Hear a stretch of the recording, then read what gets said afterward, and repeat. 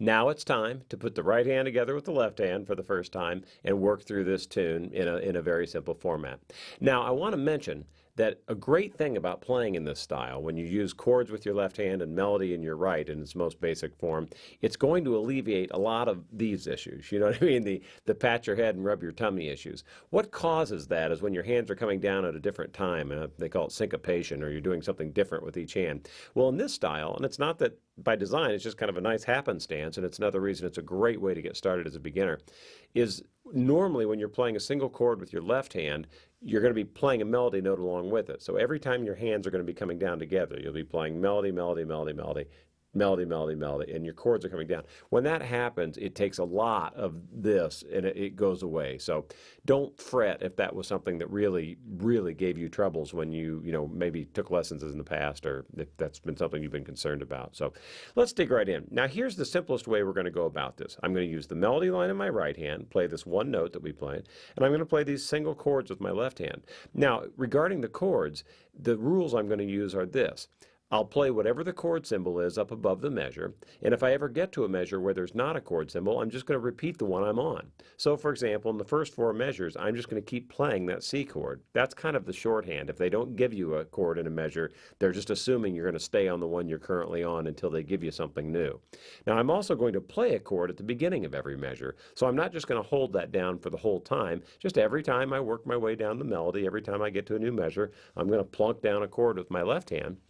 And I'll know what to play based on whatever the chord symbol is up above the notation. So here we go. We're going to start out on a C chord in our left hand and the melody note in our right hand, which starts on a G. Okay, here we go. Now I'm going to repeat the C chord, staying on the C chord. Okay, now I've got to move to the G7, so my brain's thinking, uh-oh, target practice. Let's jump down to the G7. Okay, there that one is. Repeating that one. Now come back to the C. All right, to the F chord. To the C chord. And repeat it, because again, if there's not a chord symbol above a measure, you repeat the one you're currently on. Back to the C. Okay, now I'm going to do the G7.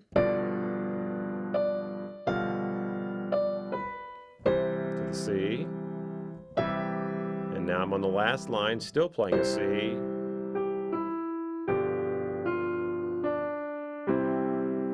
Okay, there you go. That's it, gang. In its simplest form, that's how you interpret a lead sheet. That's the basic core that we're going to work from for the rest of this DVD. But I want to make this point, as simple as that may have sounded, that's probably what you've heard the majority of time you've heard this tune. It's a funny thing when, although people think, oh, that's the very, very simplest, easiest way you could do it, that also happens to be a very okay way to play a lot of tunes, like Christmas carols and hymns and some basic ballads and things like that. So, take advantage of the ease with which you can actually really be making some music in this style. Now, I'm going to play this one more time through, just without talking, so you can really hear it played. And I want you to appreciate, although simple, how pretty it really is. Now, the other thing I want you to know is that I'm absolutely positively not going to try to play the melody line exactly as it's notated. Alternatively, I'm going to try to, turn it into some music and play it a little melodically. Now, it's going to end up being very similar to what's notated, but I'll tell you, what I'm not doing in my brain is counting or thinking about a metronome in some way. I'm just thinking in my brain about, maybe singing or whistling along with this tune and playing it the way I would like to hear it that way. So here we go. Let me just play it through one more time.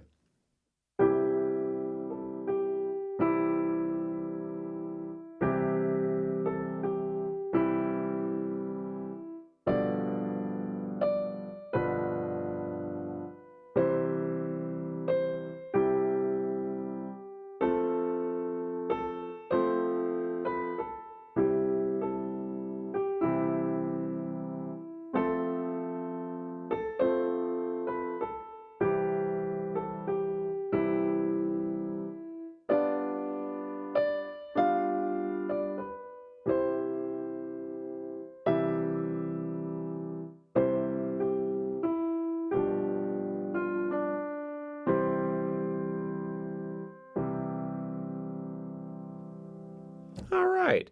Now that was a very passable, nice piece of music. I caught myself, just in case that confused you, I caught myself playing one of the G7s up one octave higher, so don't let that throw you.